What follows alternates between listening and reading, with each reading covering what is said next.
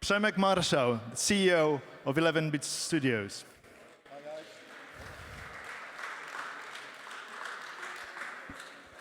Does it work? Hi everyone. Okay, it works. My name is Ryszard Chojnowski. I've been in the industry for, well, quite a long time, and it's my pleasure to talk to you about very different topics. I have them written down here because, you know, I'm old, so I have to write down things to remember. And I have quite a few questions about different aspects of game creation that I'm sure you'll be able to answer profoundly. And if you're ready, we can start, yeah? Yeah, I will interrupt you at the beginning, but like start, then I will interrupt, and then, then we'll follow. We met like 2 weeks ago to talk about different things. You probably will be able to see it in some time. And yeah, it was a very good conversation. And this will be like a follow-up to our conversation before. Okay, so you've been deeply involved in creating very emotionally impactful games like This War of Mine and Frostpunk. And the question is, what inspires you to focus on such heavy themes? And how to balance that with gameplay, engaging gameplay? Heavy hitter from the start. Okay. But before I start, I think I'd like to, we are at the Students' Festival. Yeah. And I will tell you some stories about the Students' Festival, not festival, but being students. And I like the atmosphere here. I like the kind of a bit of loose approach because for you to understand Paweł, it's so cool for student staff. It's we spoken with Paweł 2 weeks ago that probably I will do some ask me anything stuff, but I didn't know about it, to be honest, till 5 minutes ago. So I'm just hitting with you as a bit of at my students' day when something's happened and professor came in now is this. Oh, fuck. Okay, I'll do it. By the way, I studied 10 years, so it's and I was totally doing different things than games. Architecture, yeah? Yeah, I studied architecture for 10 years, and on my second year I started doing games. That's what I studied 10 years, because I so loved the games before I, yeah, that's, okay, that's it. Let's follow with the question you ask. Yeah. You know, it's I don't know if it answers the question, but it's, when I look at what we did at 11-Bit Studios, because it's okay, you said I was involved. Yeah, I was involved, but it's always a teamwork.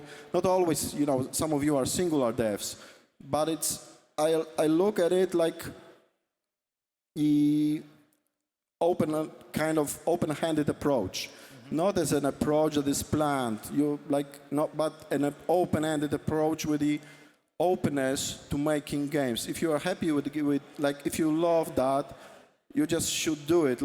When some years, one guy asked me hey, Przemek, what was your path?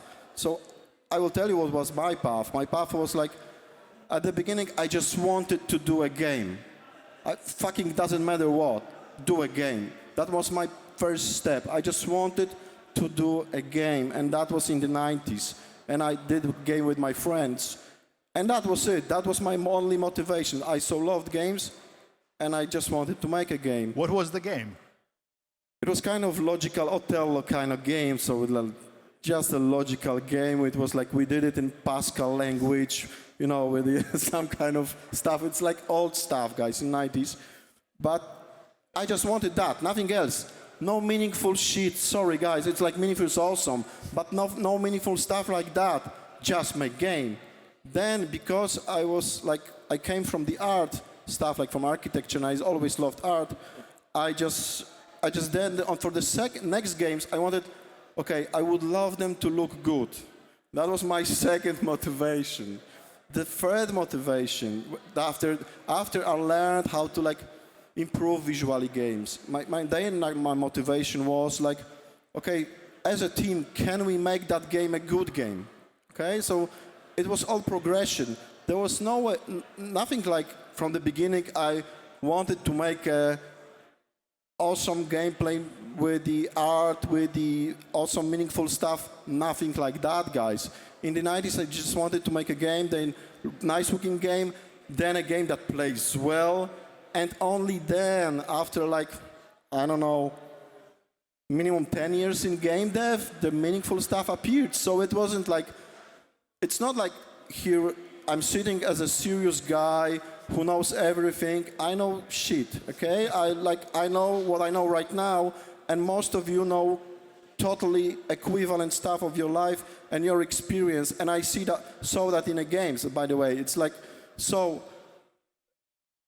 you know, it's a very difficult question. I know. Like how to do those meaningful games. For me, it was just a way of like taking the next step with the next game and a next challenge and a next ambition and looking for something that will motivate me and our team to do something as a next project. That was just a motivational thing. Plus, of course, we came to be a part of guys that just like to do something that matters, that makes a mark, that is kind of meaningful. But, you know, that we learned along the way. Nothing was prescribed. Like Daft Punk, in one of the albums, Daft Punk, the guy said there were no preconceptions. So there were no preconceptions. We learned that along the way, and we happened to step the next ambitious steps. And at some moment in time, we found out it's a meaningful stuff. But before that, when the 11-bit Studios was founded, we just wanted to make different games. Before that, we wanted to make a bit of successful games, etc., coming down with the ambition. So I've never approached from the very ambitional side of things. I just, like, we all scaled that ambitions along the way and happen to be a group that has a same understanding of what that group likes to do with the next game and the next game and the next game. Yeah, but currently 8-bit Studios is considered to be a studio that makes deep, meaningful games, even though you started with a very interesting twist on the genre of tower defense, yeah?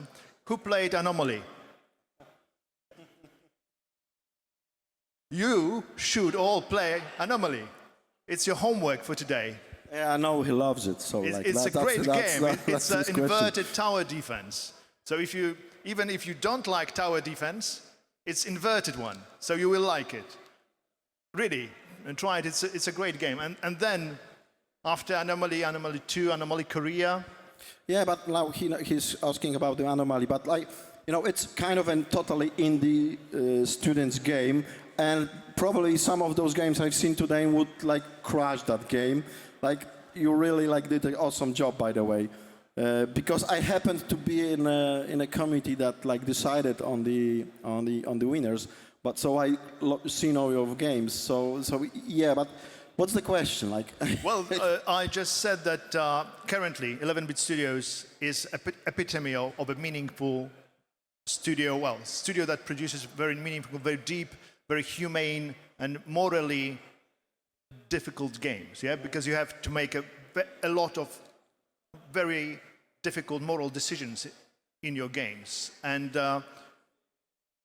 you started from something much simpler. And this is also carried on from what you've said about how you wanted first to create a skeleton, so to say, then to put a proper body with art on it, and only then it was a game. Yeah? You know, but you're asking about the story. Okay, I already told you, like, then at the beginning we wanted to do something different, and 11-bit Studios in a naming is different. Anomaly was inverted. We looked for different paths, but like you say, with that meaningful is like you highlighting that like so deep emotionally. You know, guys, like every dev studio, and we at 11-bit Studio also have like some kind of problems in discussions. For example, my intuition right now tells me that for some of our games, we even over-intellectualize intellectualize those. We went too far with meaningful. And that is like that can be also a kind of a pit you fall. You can go too far with being too academic, being too like deep in stuff, like too over emotional. But then you need to remember, hey, we are doing games, okay? So we need to like right now we are at the moment when we see, okay, so we a bit of over intellectualized our games, okay? Then we went from just games for gamers, a bit of different games. Now we run to the more deep, meaningful stuff, and now we are doing kind of like okay, let's readjust, let's have the meaningful, but still do a lot of loops, a lot of gameplay for gamers, etc., etc. So it's not always. It's what I'm to say is like we learn along the way all the time, and we make mistakes along the way. Even like after those years, after those successful titles, we just like see all the time what we should adjust. Okay. Different question, slightly more about you. Because you became CEO in 2020, and you were responsible for the art stuff before that, mostly, and design. And how was that shift from creative to strategic leadership changed your approach to games, actually? I totally miss making games. So I'm a CEO, as you learned. So whenever I can, I try to talk with people and discuss about that. What I think is the biggest learning is that when you change the position and we years ago, 5 or 6 years ago, we decided that we will as you said, I was a project game director together with Michał for The Anomaly, for This War of Mine, for Frostpunk, for a lot of our games. And that decision to go more into the management role meant that we no longer were the owners of the project. So that was the biggest change, to give the ownership for the next games, like Frostpunk 2, The Alters. Those aren't no longer our games, and I know up to that extent where we really agreed on together in the management board that we won't force decisions on the projects, and that we liked at the end, okay, we didn't force those games to be done this way or the other way. We let the owners, the creators, to compose the stuff. Of course, a lot of feedback, a lot of work along the way, but keeping yourself from really forcing to change from your highest role, highest rank. We could do anything, but at the end, the game would suffer with that approach. So I saw that it was a lot of years looking and thinking all the time, fuck, I would do it differently, I would do that differently, yeah. But then you would take over the stuff, and it's not the way. You shouldn't take over the development, because the devs, the creatives, the game directors, that's their game. They should finish it the way they at the end decide. So it must be extremely difficult to go from this designer role to administrative role, well, leadership role, because in fact you are a creator, you want to make things, and isn't it not tempting, to go and try to mingle a little bit? Yeah, of course it's tempting. We just recently started another game when we are making that game. So I shouldn't probably say that because it's a secret. But yeah, we just did that a few months ago, and we are together with Michał, who is not here. We tried to bring him here, but he's not here. But we again started to make a game again in a role we did that years ago. So you are a designer in that game, in this new game? We are both game directors. Okay. We did all of those games in that combo. Okay. Well, so I have another question. What, if you can, of course, say anything about this, what is the next for 11-bit Studios that you can, share with us? Is there any particular idea or project or theme that you would like to explore? I already touched that a bit. It's like, yeah, we saw that over complication of meaningful ideas in our projects. And like currently, just recently, we are trying, and it's not easy because like meaningful is like easily understandable, but when I think of it, it became like my socks can be meaningful, everything can be meaningful, and that is too far. It's like that meaningful is everywhere. You open the door to your fridge and you see meaningful stuff, and it's like, so we wanted to a bit of distance ourselves from that meaningful that is so common, and the next thing to the meaningful that is too far with complication of emotional aspects, that over intellectualization that I said already. So what we are doing right now is like we currently trying, and like there is still too little talk internally in our studio, by the way, about that. But currently our thinking is more into, okay, what if what we do is not meaningful games? What if what we do is relatable games? And I can describe it to you. It's like when we looked at the meaningful games, it was like that meaningful aspect was like you can visualize that. You have like a big world meaningful and a small world games, and like it ate up almost like, and also it happened internally in us. And what we are trying to do right now is to rebalance that stuff. It's like, okay, like meaningful is still our way to go, but let's call it relatable more and make the games work the same size. So the same size is relatable and the same size is games. And what we mean by relatable is just simple, but just more intuitive meaningful, straightforward meaningful, close to understanding and normal person intuition. I'm not saying that probably very well, but it's just more intuitive, closer, simpler. We want to simplify the approach to meaningful, make it more natural, and make the games in the same aspect strong as that meaningful aspect. So, you know, I can't tell you the name of the games, but that's the approach. We are currently prototyping. You know that we are, of course, prototyping Frostpunk 1. Some of you might know we are prototyping Frostpunk 1886, but it's very close to Frostpunk 1. It has a lot of new stuff, but it's, okay, that's more or less, we see the game, but then we are prototyping a completely new game right now that is in that relatable games direction. We are at the design, and we are at the design phase for another game. So, okay, like, what is cool about 11-bit, and it's our kind of like also a bad point, like both of those games are completely new for us in case of mechanics. So it's again like kind of like a crazy approach at 11-bit. Oh, let me think. An open world RPG. No comments. Okay, bullseye. But I have another question about those moral dilemmas in games.